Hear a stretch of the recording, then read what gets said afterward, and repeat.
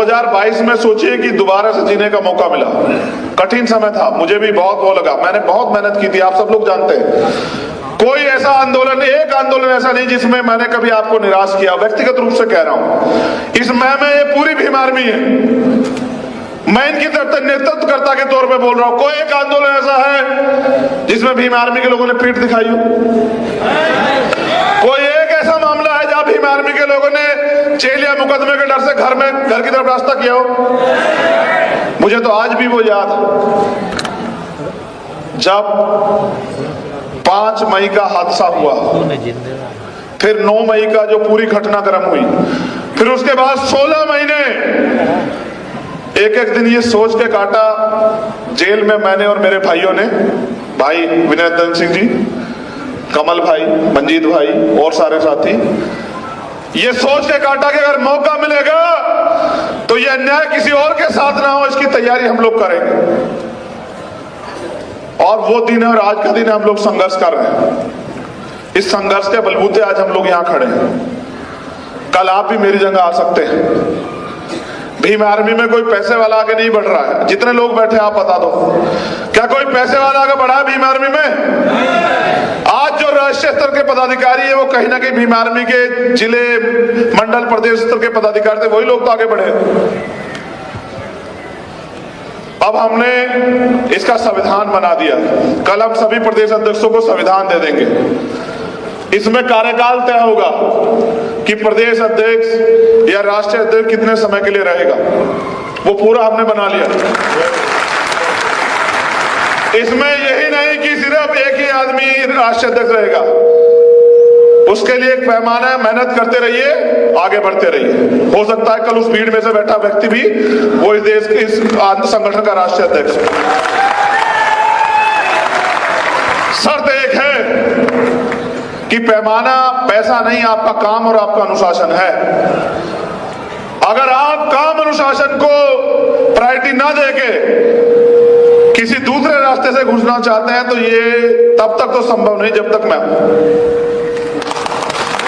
और अभी मैं कहीं जाने वाला नहीं हूं, याद रखना। अभी तो लड़ाई शुरू हुई, अभी तो इसको अंतिम दौर में लेके जाना है, अभी तो हमें अपने पैरों पे खड़ा होना है, अभी तो शुरू हुआ है। मैंने अपने ऊपर भी अनुशासन समिति, समन्वय समिति को रखा है कि अगर कल मैं भी कोई गलती करूं तो मेरे ऊपर भी कार्रवाई हो सके, क्योंकि अक्सर जिनको हम ताकत देते हैं वही लोग तानाशाह हो जाते हैं। इसलिए मैंने सारे डायरेक्शन और सारे दिशा निर्देश और मुझे भी चलाने की जो ताकत है, रणनीति बनाने की जो ताकत है, वो समन्वय समिति और अनुशासन समिति को दी कि कल कोई और डिक्टेटर ना पैदा हो जाए, वरना फिर कार्यकर्ता कभी आगे नहीं बढ़ सकता है। हमने पिछली गलतियों से बहुत सीख ली है और उस सीख के जरिए आज हमने सीखा है कि हमें कैडर को गांव तक लेके जाना पड़ेगा अगर इस देश में हमें राज व्यवस्था कायम करनी है। क्योंकि एकमात्र सिद्धांत ये है, हमारे साथियों ने भी मुझे जागरूक कराया, अवगत कराया कि दुनिया में 2 तरह की व्यवस्था जो है ना है। कितने तरह की व्यवस्था है? एक राज व्यवस्था और दूसरी समाज व्यवस्था। जिनका समाज व्यवस्था पे कब्जा होता है, अधिकार होता है, वर्चस्व होता है, उन्हीं का राज व्यवस्था पे अधिकार होता है। तो हमें अपनी व्यवस्था को मजबूत करना पड़ेगा। और व्यवस्था को मजबूत कौन करेगा? नेता नहीं। अच्छा सोचो, मेरी तरफ भी देखो कि मैं कहां खड़ा हूं। अगर आप मुझसे कहो भाई मैं अभी आपके राजमिस्त्री के रूप में हूं, समझते हैं कौन होता है राजमिस्त्री? हाँ, वही हूं। अगर आप ये समझो कि राजमिस्त्री सरिया, बजरी, सीमेंट, पानी, रेत अपने घर से लाए तो कैसे हो जाएगा भाई बताओ? क्या मकान बन सकता है? मकान तब बनेगा जब समाज उसकी व्यवस्था कराएगा। और मुझे कष्ट है, इतना काम करने के बाद हमारे साथियों को कहना पड़ रहा था कि डब्बों की तरफ देख लो। ये बड़ा दुखद है, लेकिन कोई बात नहीं। एक बड़ा वर्ग हमसे दूरी बनाए बैठा है। मेरा उनको भी संदेश है, जो समाज का बुद्धिजीवी वर्ग, कि हम लोग काम करने को तैयार है। आप पॉलिसी बनाने की जिम्मेदारी लीजिए। आपका अनुभव, हमारा संघर्ष मिलके जो है इस देश में हम लोग राज व्यवस्था कायम करेंगे। आप बुनियाद नींव बनके जो है वो काम कीजिए, क्योंकि नींव जो होती है ना, नींव अगर वो ठकी रहे तो बहुत अच्छी है। अगर नींव दिखने लगती है ना, तो यानी कि बुनियाद अगर दिखने लग जाएगी तो जो निर्माण कार्य जो बन रहा है वो गिर जाएगा। इसलिए नींव को ना दिखे। जो हमारा कर्मचारी अधिकारी वर्ग है, मैं उनसे बात कह रहा हूं कि भाई अब आप भी अपनी जिम्मेदारी तैयार करो। आज दिल्ली में अधिवेशन बता रहा है कि हमने कमर कस ली है कि 2024 से पहले जो लक्ष्य मैं आपको दूंगा, टारगेट बना जो मैं आपको दूंगा, उसको पूरा करके हम हर कीमत पे यहां भारतीय जनता पार्टी को सरकार बनाने से रोकेंगे। क्योंकि इस भारतीय जनता पार्टी की सरकार ने एक एक करके हमारे सारे अधिकार वापस जो है छीन के और मनुस्मृति को इस देश में लागू करने का जो है मन बना रखा है। और वो रोज इस बात को उनके धार्मिक गुरु, उनके सामाजिक लोग, वो लोग इस बात को कहते भी रहते हैं। इसलिए क्योंकि गुलामी नहीं सहनी है, इसलिए भीम आर्मी की जिम्मेदारी बनती है कि जो भीम आर्मी को काम दिया गया है वो उस काम को करे। और वो काम कैडर के माध्यम से हम लोग बता भी रहे हैं। अब टारगेट सुन लीजिए, मैं आपको टारगेट बता रहा हूं, नोट कर लीजिए सभी प्रदेश अध्यक्ष और कार्यकर्ता साथी भी नोट कर लें। इन टारगेट को पूरा करना है 2021 से 2022 तक, 22 से 23 तक। हम 2022 में 1 साल के अंदर टारगेट है। बताओ मदद करोगे नहीं करोगे? बताओ। जो जिम्मेदारी मिलेगी उसका पालन करोगे? नोट करो, ये टारगेट है हमारा 1 साल का। जब अगला राष्ट्रीय अधिवेशन होगा तो हम हिम्मत से कह सकते हैं कि हमने क्या किया। मैंने तो सोचा था कि आज हमारे प्रदेश अध्यक्ष बताएंगे कि मेरे प्रदेश में 55 जिले हैं, मैंने 54 में संगठन बना दिया, बहुत मजबूत संगठन, और मैंने 1000 से ज्यादा मामलों में अन्याय के खिलाफ लड़ाई लड़के न्याय दिलाया। लेकिन हमारे प्रदेश अध्यक्ष अभी वही बात करते रहे कि हमने 1 मामले में न्याय दिलाया, 2 मामले में। बिना संगठन के संघर्ष हो ही नहीं सकता ना। ये जो प्रदेश अध्यक्ष हैं वो नोट कर लें, फिर मैं आपको यहाँ आपको बुलाऊंगा कि आप संकल्प भी लेंगे मेरे साथ कि हम इसको करके दिखाएंगे। ठीक है? आजाद समाज पार्टी के लोग भी, जो हमारे नेतागण हैं, वो भी इस बात को नोट कर लें। जो घोषणाएं कर रहा हूं उनको पूरा करके दिखाओगे नहीं दिखाओगे? बताओ। बेइज्जत तो नहीं करवाओगे इस देश में मुझे?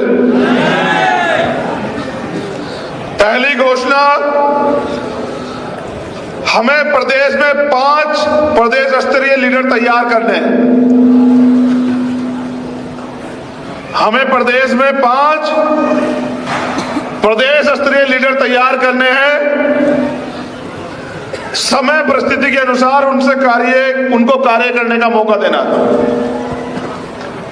जैसे अगर ए फेल हो जाता है तो उसका काम बी करेगा, बी फेल हो जाता है उसका काम सी करेगा, सी फेल हो जाता है उसका काम डी करेगा। 5 ऐसे प्रदेश स्तरीय नेता होने चाहिए जो अपने दम पे प्रदेश की सरकार को हिलाने की हिम्मत रखते हो और अपने संगठन को चलाने की हिम्मत रखते हो। एक नेता से काम नहीं चलेगा। एक चंद्रशेखर आजाद तैयार कर दिया, 5 चंद्रशेखर आजाद तैयार करने पड़ेंगे राष्ट्रीय स्तर पे 1 साल के अंदर। ये आपकी जिम्मेदारी।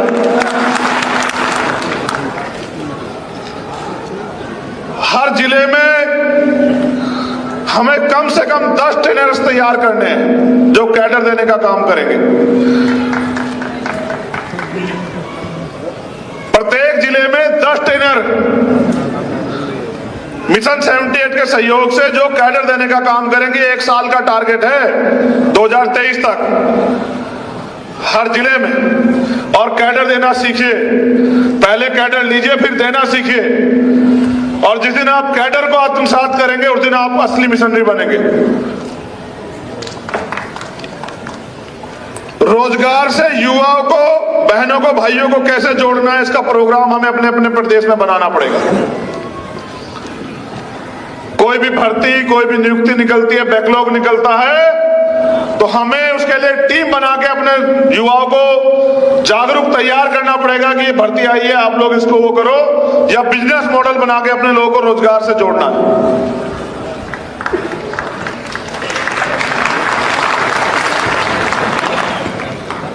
हमें दिल्ली में राष्ट्रीय कार्यालय और प्रदेशों में प्रदेश कार्यालय से 1 साल के अंदर तैयार करने हैं। ये आप सब लोगों की जिम्मेदारी है, मेरी नहीं है, आप सब लोगों की जिम्मेदारी है। एक राष्ट्रीय स्तर का कार्यालय और हर प्रदेश में प्रदेश कार्यालय, जहां से पूरे प्रदेश के लोगों को संदेश जाए। ये सारी चीजें तैयार करने की जिम्मेदारी आप लोगों की है। एक सबसे महत्वपूर्ण आंदोलन जो मैंने उड़ीसा से सीखा, मैं उड़ीसा की टीम को धन्यवाद देता हूं। हमें सभी प्रदेशों में टारगेट बना के जमीन का आंदोलन चलाना है। आप दोनों नोट नहीं कर रहे भाई? आप लोग क्यों नहीं नोट कर रहे भाई? राष्ट्रीय कमेटी के जो लोग हैं, आजाद समाज पार्टी वाले लोग कर रहे हैं। आप यही लापरवाही कर रहे हैं।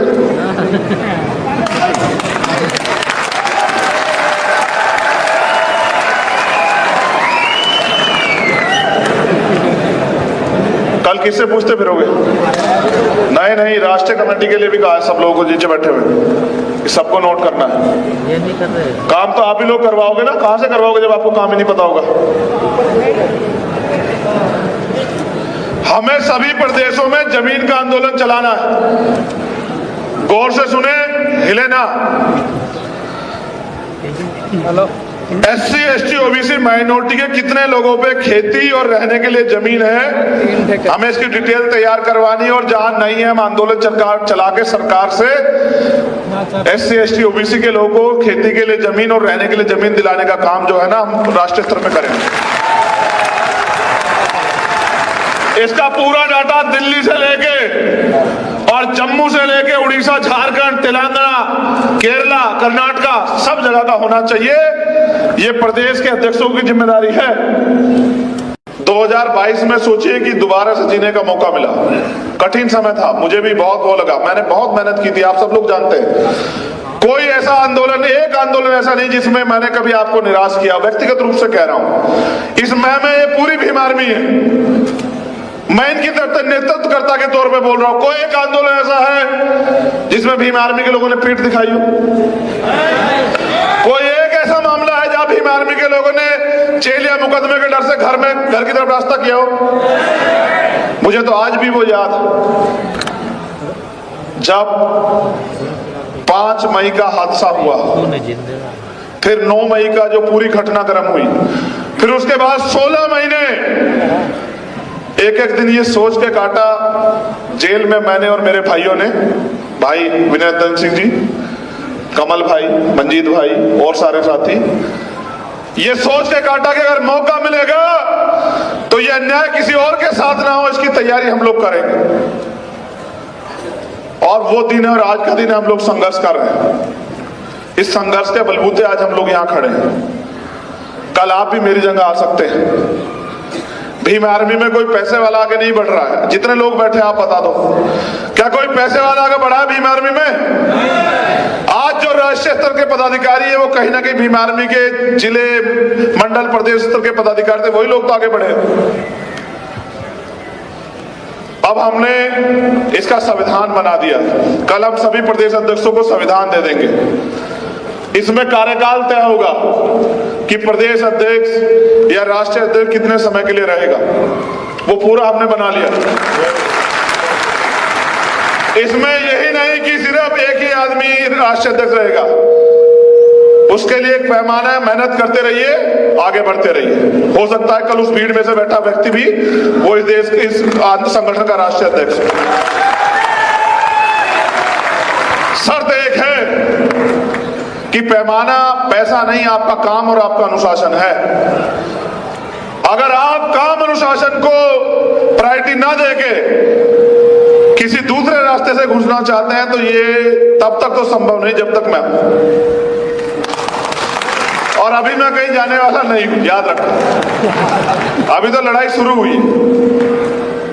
अभी तो इसको अंतिम दौर में लेके जाना है। अभी तो हमें अपने पैरों पे खड़ा होना है।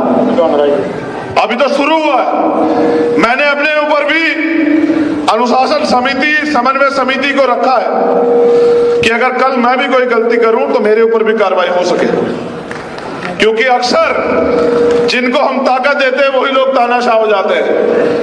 इसलिए मैंने सारे डायरेक्शन और सारे दिशा निर्देश और मुझे भी चलाने की जो ताकत है, रणनीति बनाने की जो ताकत है, वो समन्वय समिति और अनुशासन समिति को दी कि कल कोई और डिक्टेटर ना पैदा हो जाए, वरना फिर कार्यकर्ता कभी आगे नहीं बढ़ सकता है।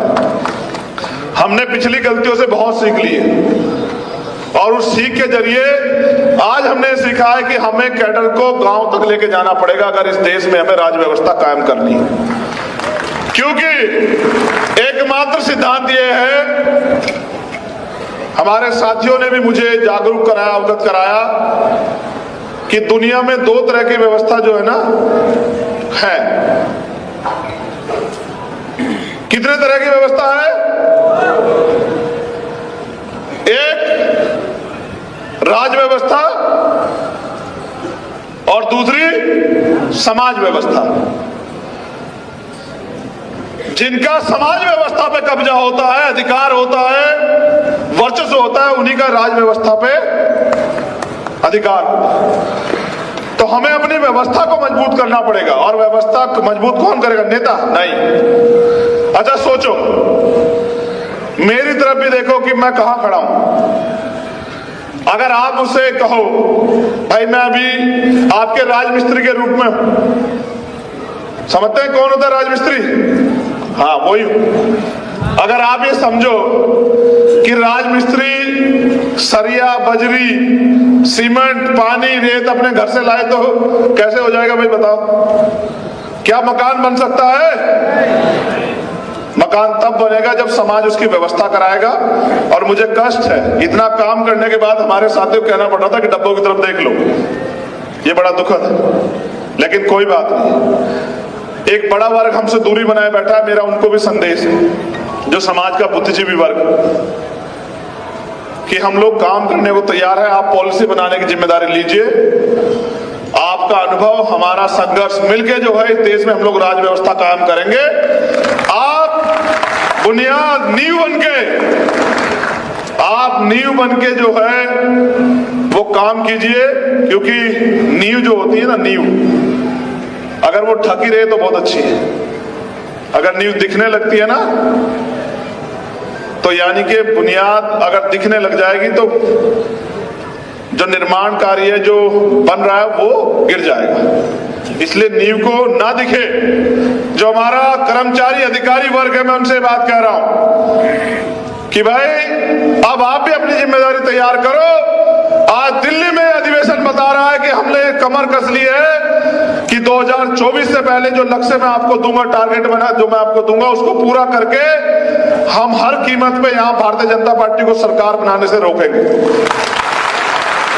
क्योंकि इस भारतीय जनता पार्टी की सरकार ने एक एक करके हमारे सारे अधिकार वापस जो है छीन के और मनुस्मृति को इस देश में लागू करने का जो है मन बना रखा है।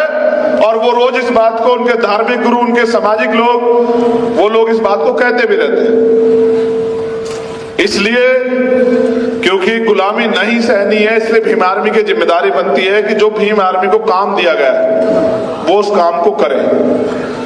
और वो काम कैडर के माध्यम से हम लोग बता भी रहे हैं। आप टारगेट सुन लीजिए, मैं आपको टारगेट बता रहा हूं, नोट कर लीजिए सभी प्रदेश अध्यक्ष और कार्यकर्ता साथी भी नोट कर लें। इन टारगेट को पूरा करना है 2021 से 2022 तक, 22 से 23 तक। हम 2022 में 1 साल के अंदर टारगेट है। बताओ मदद करोगे नहीं करोगे? बताओ। जो जिम्मेदारी मिलेगी उसका पालन करोगे? नोट करो, ये टारगेट है हमारा 1 साल का। जब अगला राष्ट्रीय अधिवेशन होगा तो हम हिम्मत से कह सकते हैं कि हमने क्या किया। मैंने तो सोचा था कि आज हमारे प्रदेश अध्यक्ष बताएंगे कि मेरे प्रदेश में 55 जिले हैं, मैंने 54 में संगठन बना दिया। बहुत मजबूत संगठन, और मैंने 1000 से ज्यादा मामलों में अन्याय के खिलाफ लड़ाई लड़के न्याय दिलाया। लेकिन हमारे प्रदेश अध्यक्ष अभी वही बात करते रहे कि हमने एक मामले में न्याय दिलाया, 2 मामले में। बिना संगठन के संघर्ष हो ही नहीं सकता ना। ये जो प्रदेश अध्यक्ष हैं वो नोट कर लें, फिर मैं आपको बुलाऊंगा कि आप संकल्प भी लेंगे मेरे साथ कि हम इसको करके दिखाएंगे, ठीक है। आजाद समाज पार्टी के लोग भी, जो हमारे नेतागण हैं, वो भी इस बात को नोट कर लें। जो घोषणाएं कर रहा हूं उनको पूरा करके दिखाओगे नहीं दिखाओगे, बताओ। बेइज्जत तो नहीं करवाओगे इस देश में मुझे। पहली घोषणा, हमें प्रदेश में 5 प्रदेश स्तरीय लीडर तैयार करने हैं। हमें प्रदेश में 5 प्रदेश स्तरीय लीडर तैयार करने हैं। समय परिस्थिति के अनुसार उनको कार्य करने का मौका देना। जैसे अगर ए फेल हो जाता है तो उसका काम बी करेगा, बी फेल हो जाता है उसका काम सी करेगा, सी फेल हो जाता है उसका काम डी करेगा। 5 ऐसे प्रदेश स्तरीय नेता होने चाहिए जो अपने दम पे प्रदेश की सरकार को हिलाने की हिम्मत रखते हो और अपने संगठन को चलाने की हिम्मत रखते हो। एक नेता से काम नहीं चलेगा। एक चंद्रशेखर आजाद तैयार कर दिया, 5 चंद्रशेखर आजाद तैयार करने पड़ेंगे राष्ट्रीय स्तर पे। 1 साल के अंदर ये आपकी जिम्मेदारी।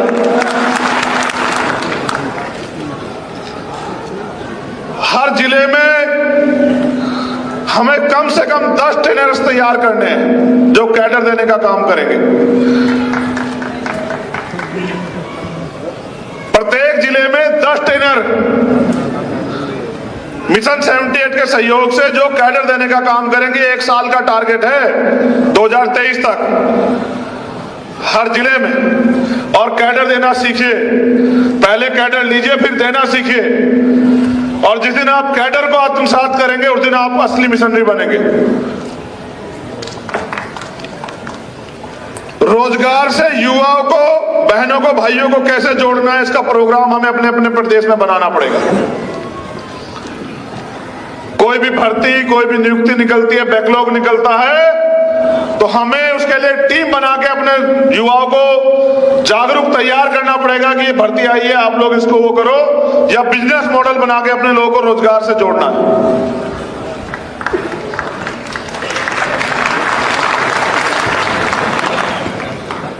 हमें दिल्ली में राष्ट्रीय कार्यालय और प्रदेशों में प्रदेश कार्यालय से 1 साल के अंदर तैयार करने। ये आप सब लोगों की जिम्मेदारी है, मेरी नहीं है, आप सब लोगों की जिम्मेदारी है। एक राष्ट्रीय स्तर का कार्यालय और हर प्रदेश में प्रदेश कार्यालय, जहां से पूरे प्रदेश के लोगों को संदेश जाए। ये सारी चीजें तैयार करने की जिम्मेदारी आप लोगों की है। एक सबसे महत्वपूर्ण आंदोलन जो मैंने उड़ीसा से सीखा, मैं उड़ीसा की टीम को धन्यवाद देता हूं। हमें सभी प्रदेशों में टारगेट बना के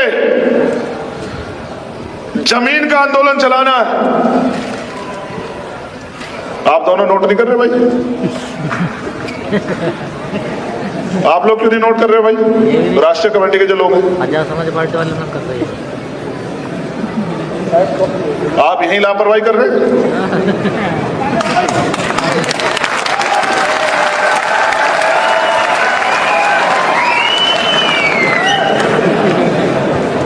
कल किससे पूछते फिरोगे? नहीं, राष्ट्रीय कमेटी के लिए भी कहा है सब लोगों को नीचे बैठे हुए, सबको नोट करना है। ये नहीं कर रहे। काम तो आप ही लोग करवाओगे ना, कहां से करवाओगे जब आपको काम ही नहीं पता होगा। हमें सभी प्रदेशों में जमीन का आंदोलन चलाना है। गौर से सुने, हिले ना। Hello. SC, ST, OBC minority के कितने लोगों पे खेती और रहने के लिए जमीन है, हमें इसकी डिटेल तैयार करवानी है। और जहां नहीं है, हम आंदोलन चला के सरकार से SC, ST, OBC के लोगों को खेती के लिए जमीन और रहने के लिए जमीन दिलाने का काम जो है ना, हम राष्ट्रीय स्तर में करेंगे। इसका पूरा डाटा दिल्ली से लेके और जम्मू से लेके उड़ीसा, झारखंड, तेलंगाना, केरला, कर्नाटका, सब जगह का होना चाहिए। ये प्रदेश के अध्यक्षों की जिम्मेदारी है।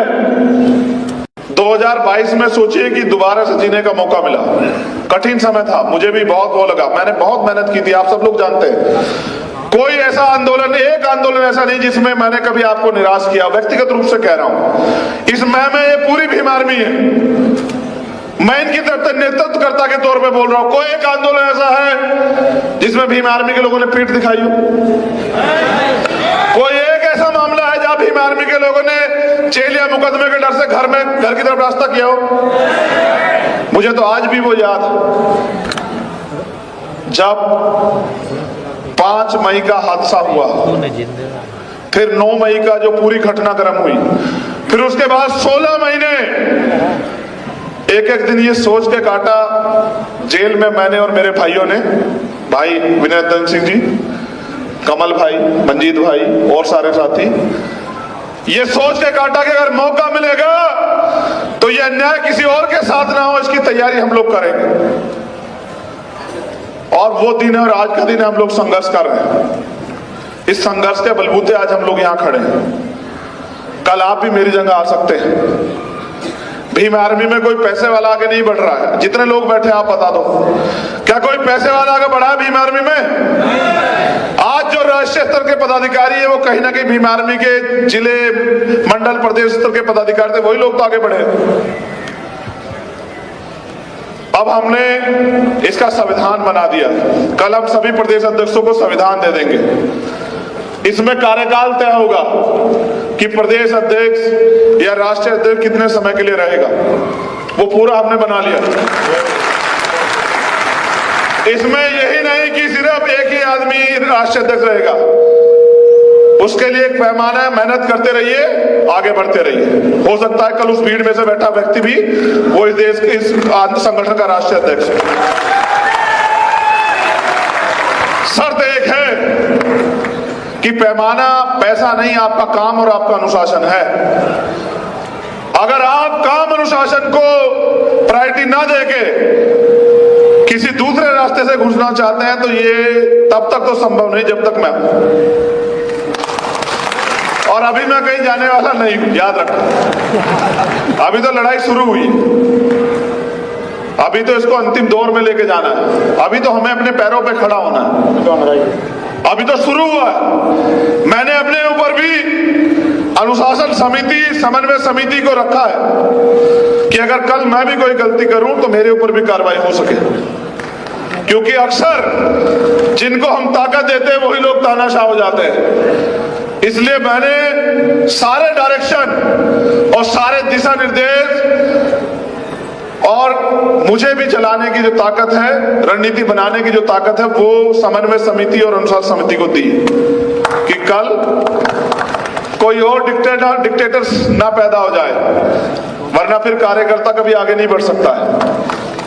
हमने पिछली गलतियों से बहुत सीख ली है और उस सीख के जरिए आज हमने सीखा है कि हमें कैडर को गांव तक लेके जाना पड़ेगा अगर इस देश में हमें राज व्यवस्था कायम करनी है।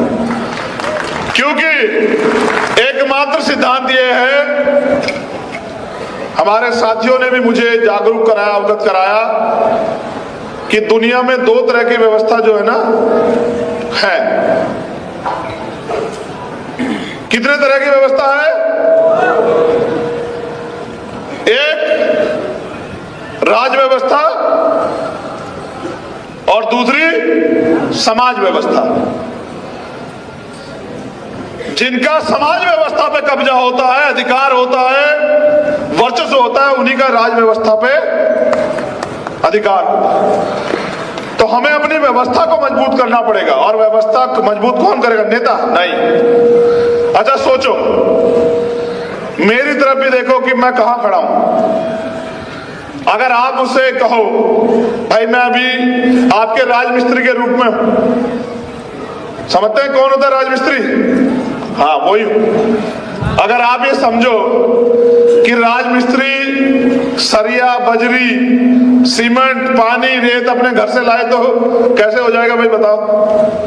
क्या मकान बन सकता है? मकान तब बनेगा जब समाज उसकी व्यवस्था कराएगा। और मुझे कष्ट है, इतना काम करने के बाद हमारे साथियों को कहना पड़ रहा था कि डब्बों की तरफ देख लो। ये बड़ा दुखद है, लेकिन कोई बात नहीं। एक बड़ा वर्ग हमसे दूरी बनाए बैठा है, मेरा उनको भी संदेश है, जो समाज का बुद्धिजीवी वर्ग, कि हम लोग काम करने को तैयार है। आप पॉलिसी बनाने की जिम्मेदारी लीजिए। आपका अनुभव, हमारा संघर्ष मिलके जो है इस देश में हम लोग राज व्यवस्था कायम करेंगे। आप बुनियाद नींव बनके जो है वो काम कीजिए, क्योंकि नींव जो होती है ना, नींव अगर वो ढकी रहे तो बहुत अच्छी है। अगर नींव दिखने लगती है ना,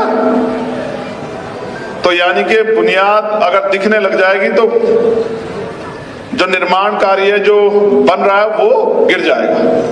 इसलिए नींव को ना दिखे। जो हमारा कर्मचारी अधिकारी वर्ग है, मैं उनसे बात कह रहा हूं,